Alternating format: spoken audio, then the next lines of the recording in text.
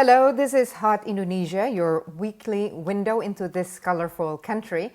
I'm Sandrina Malakiano. Here is this week's HI hotlist. French dilemma, balancing freedom of expression and not insulting Islam. Paradise lost, what Bali is doing to stay alive until the tourists can return. And going for gold, is Indonesia's Olympics bid realistic? Here are my Hot Indonesia partners. Sandiaga Uno, former Vice Governor of Jakarta, who is on the road, currently somewhere in Garut, West Java. And Sari Latif is in TIC's studio in Jakarta. She's a TV journalist and recent law school graduate. Here's hot topic number 1, French dilemma. It's a country that prides itself on freedom of expression, but a teacher who showed cartoons of Islam's last and final prophet in his classroom last month was beheaded, followed by a knife attack in a church that left 3 people dead. The media there named attackers in both incidents Islamist terrorists. Showing images of the Prophet Muhammad, peace be upon him, is banned in Islam. French president defended the right to show the cartoons. Now, personally, I believe that protection and respect for one's right to practice religious beliefs is one of the main human rights that should not be violated by others, especially in the name of freedom of expression. Now, Sandy, do you agree that the right to freedom of expression should be so absolute? Well, first of all, I'm in Garut, the heartland of West Java, where the Islamic teachings of basically unity and also respect and prosperity, equality are being taught in the pesantrens. And here I'm sipping Garut coffee, which is one of the best coffee in West Java. I do believe that freedom should also lead us to act with respect for others, especially in this dire situations. Let's calm the situation down. We owe it to ourselves to be aware of the impact of our actions, including our words. And clearly, violence is not an option, neither a solution. Islam, Christianity, Catholicism, and all religions should not be the target of hatred and contempt. We need to respect one another, and the pandemic actually requires us to stand united, to stand as one, humanity against the virus. So I think this should be the narrative of the day.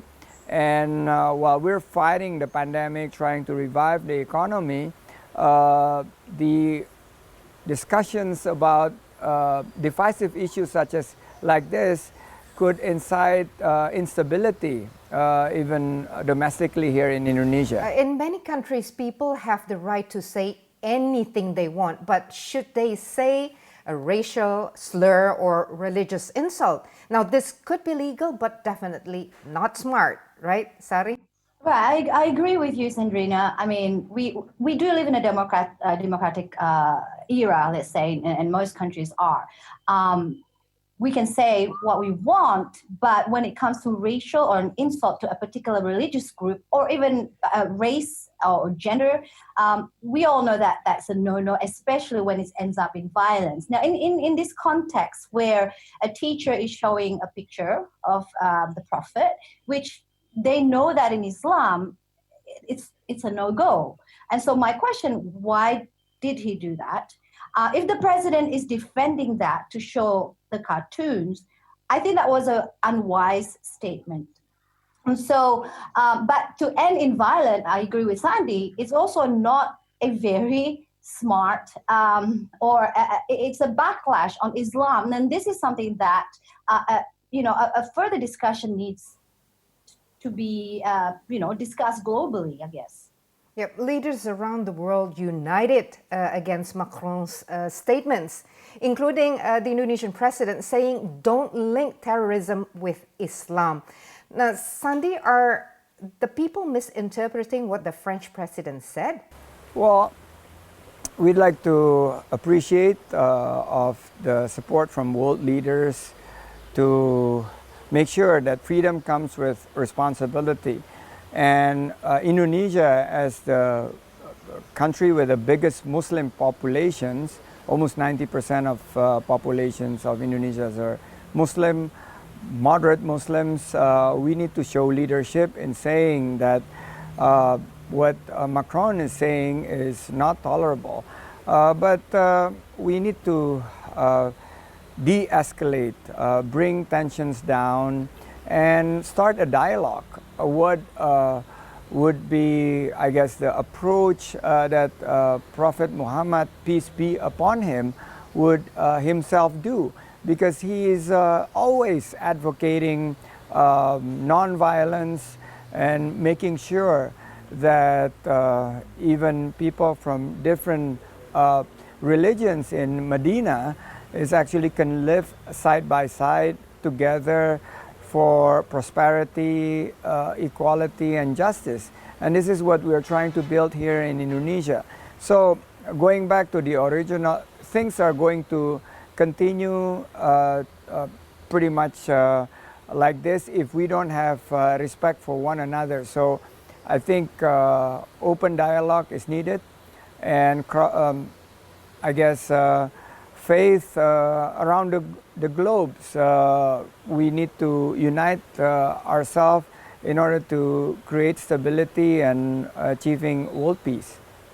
Yeah, Sari, Muslims were offended everywhere. But wouldn't you agree that no one can justify violence as a reaction? You mentioned this just earlier. I would like you to elaborate. Yeah. Look, I mean, I like the solidarity Muslim around the world in support against of what President Macron is saying, including in Indonesia. As you know, yes, I mean, this week alone, there's been quite a number of protests. However, it's very little been also spoke about the violence that, or the beheading that is, caused because of that our Muslim brothers and sisters are also not opposing to that. So I think, again, a conversation, dialogues, and educating that, maybe the Western culture don't understand this. I don't know. What I did watch in French 24, even the Muslim themselves feels like they're in France and they are not restricted being a Muslim, but because of this cartoon thing, it seems to be quite an issue all the time. So that needs to be definitely, educated, or Macron should really think about, when it comes to this. This is very sensitive. So, yeah. So no violence though. Yep, I do agree. Violence should not be used as a way out, especially in trying to find a solution. Another hot topic ahead, Paradise Lost, how Bali is struggling to stay alive.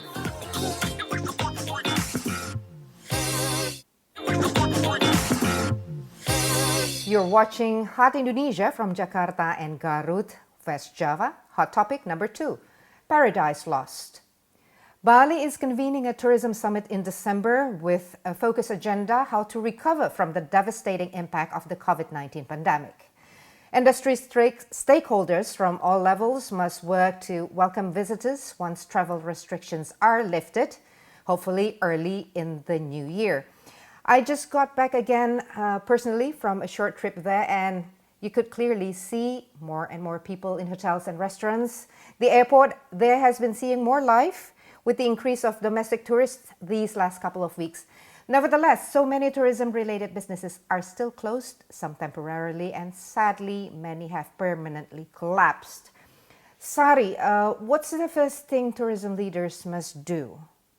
Well, you had the opportunity to travel to Bali recently. I haven't yet. So, but I think so far we have to give a bit of credit to the government for allowing travel to Bali. Domestically also. I see that a lot of flights are cheaper right now. Garuda is also extending their flight to Solo this week. So in that sense, it's a good start. And I know it's still slow. And we all know, or it's been predicted that it's going to pick up very slowly. I think the alternative thing that the government should think about is how to rebuild the businesses, especially for those small, medium enterprise. And I'm sure Sandy is an expert on this. So one of the things is how the government can support in terms of tourism, having a discussion, obviously visit the place and ask the locals and what kind of help do they need so that they can start, rolling again in their, local businesses. Sandy, Bali is, as we know, always in the top 10 list of favorite destinations. How can they use this pandemic break to come back even stronger? Well, we continue to see Bali as a top ranked, the most popular destinations that worldwide tourists want to visit after the pandemic. And this will have a huge impact on the economy, in particular local economy, in creating jobs, opening up small, medium enterprises, tourism-related business. And we have a window now, and this window I'm very sure Bali will come back very strong, just like after the bombings, after the volcano eruptions. But we have a short window now, a small window, where Bali should take advantage of this opportunity to focus on a new era kind of tourism, which is a sustainable tourism going forward.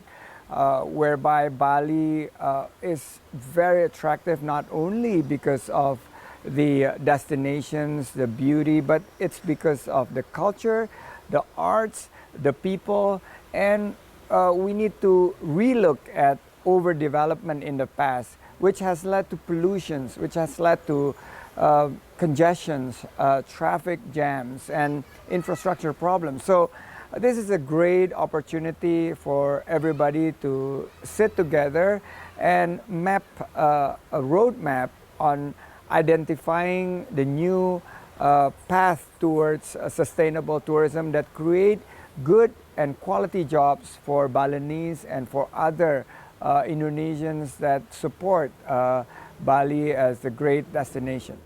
Yeah. There's a local movement there now. They call it Bali Kembali. So to get Bali back on its feet, hopefully soon. It's my home. I grew up there. Sari, you like Bali, right? Well, who doesn't?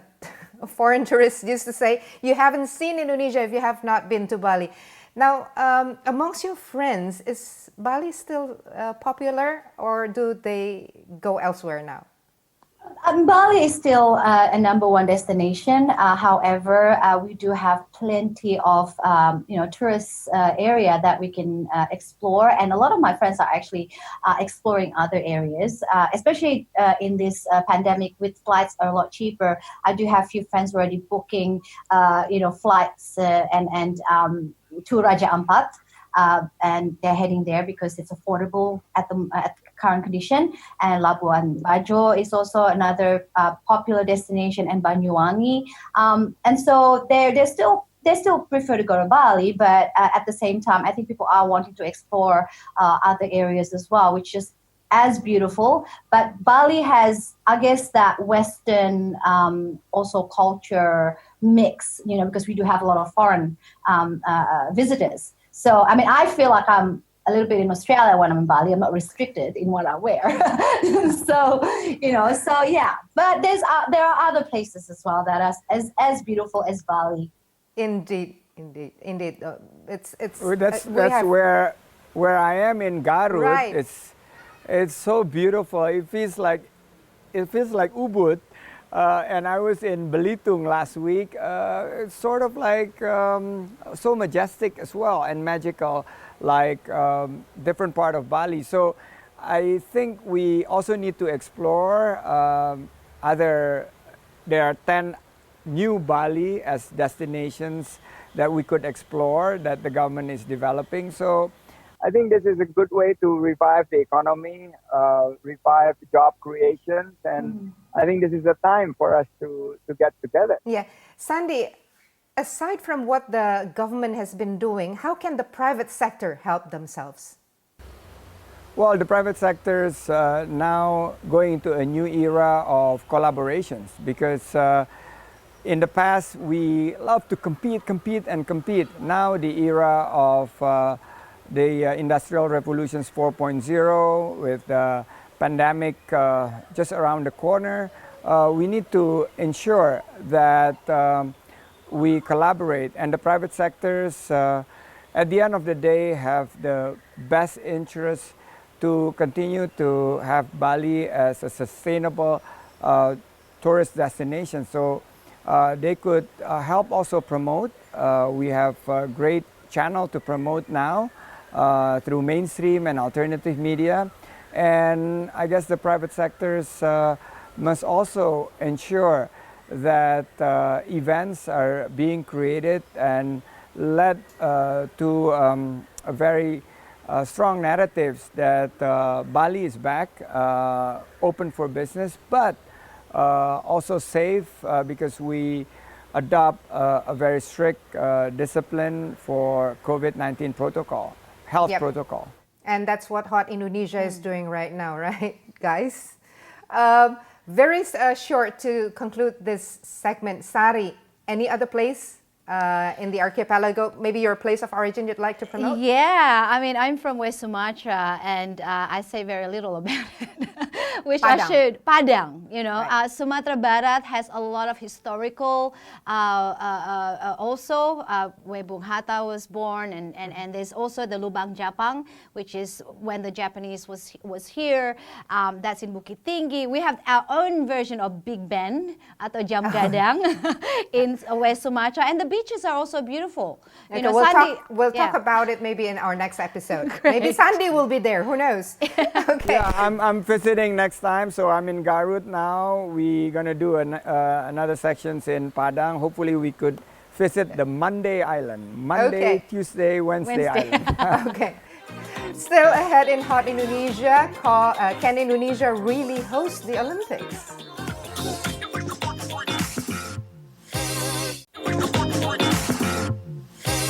This is Hot Indonesia, hot topic number 3, going for gold. Indonesia was host to the successful Asian Games 2 years ago and decided to go bigger. It put in a bid for the 2032 Summer Olympics, the president saying it will bring dignity and pride. We are competing against Australia, Germany, Korea, China, and India. Tokyo said the cost for the postponed 2020 Games is more than $12 billion. Sandy, would it be worth it?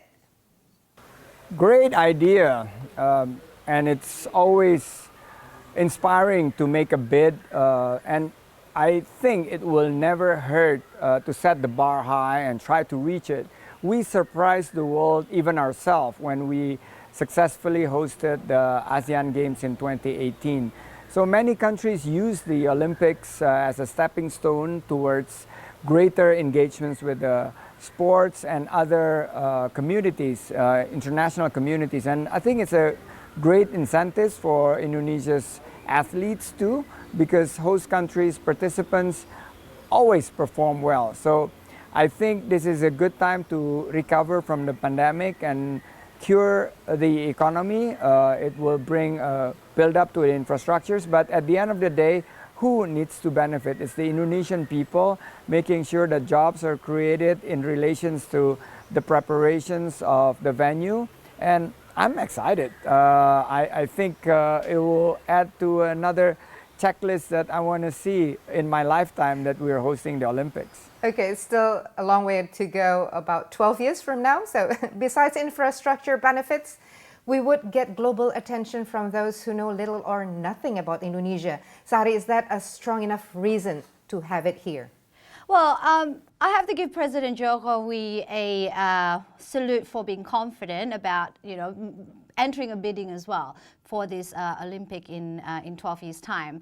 At the same time, again, is it a good time to be bidding on this? I don't know how much it costs to actually, to enter into the bidding. But again, is it a good promotion or pride to host Olympic. Of course, as a citizen, I totally would love to see that. But I don't know if the word dignity, to restore dignity is the right word, but pride, yes, So there's a lot of good can come out when, we're hosting that again, but it's still 12 years away. And if we do win, again, like Sandy said, how is it going to benefit the local people as well? I mean, jobs creation, how much money is it going to be spent? So, I would love to see it. Sari, bidding is one thing, but how realistic do you think our chances are to get it?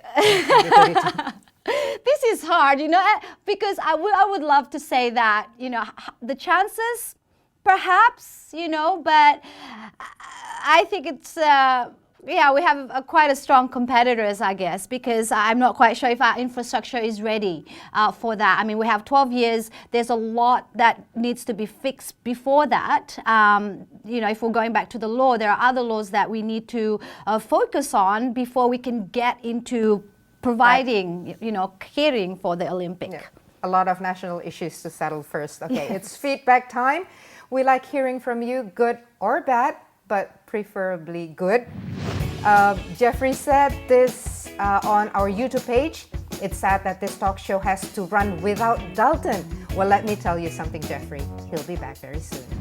And Eka posted this on the YouTube page of our partner TV1. Sandrina, you are the best anchor Indonesia has ever had. Oh, wow, such an honor. Thank you so much for those kind words, Eka. And here's to contact us with your feedback. Send your email to hotindo@theindonesiachannel.com or comment through our Hot Indonesia or Indonesia Channel Twitter, Facebook, Instagram, and YouTube pages. Final words, Sandy. Well, I'm here in Garut while people are still lingering the talk of the U.S. elections, and while we're waiting for the final result, I would like to promote local tourism. This is a great coffee luwak from Garut. This is, I think, should be on your bucket list. Great coffee, and don't forget the local delicacy of Goyo Bot Ice. This is very famous with avocado and coconut milk. Very nice. And the tahu from, or tofu, fried tofu with a lot of chili. This is how you enjoy the local destination. So use the opportunities to visit the local tourism destinations and enjoy.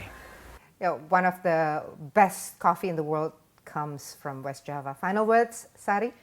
My final word will be on just a comment on Sandy. You should start your own culinary show there, because you very descriptive about what you just showed us, whether it was the tofu or the coffee. So but anyway, with everybody, it's a rainy season. Just still do look after yourself. Just get that stamina so that you won't be infected with the COVID-19 virus. And my final words, ready to win, prepared to lose. Having the ability to be a good victor or runner-up, to begin a competition and to end it in a good, positive manner. That is one of the highest values of democracy. Now, the 2020 U.S. election has become one of the tightest and most dynamic presidential race. Nevertheless, I truly hope that in the end, we will all witness the beauty of democracy. Let us hope that real democracy will continue to flourish everywhere, including here in Indonesia, to truly honor humanity and preserve peace. And that's Hot Indonesia for this week. For Sandiaga Uno and Sari Latif, I'm Sandrina Malakiano. Thank you for watching and see you next time.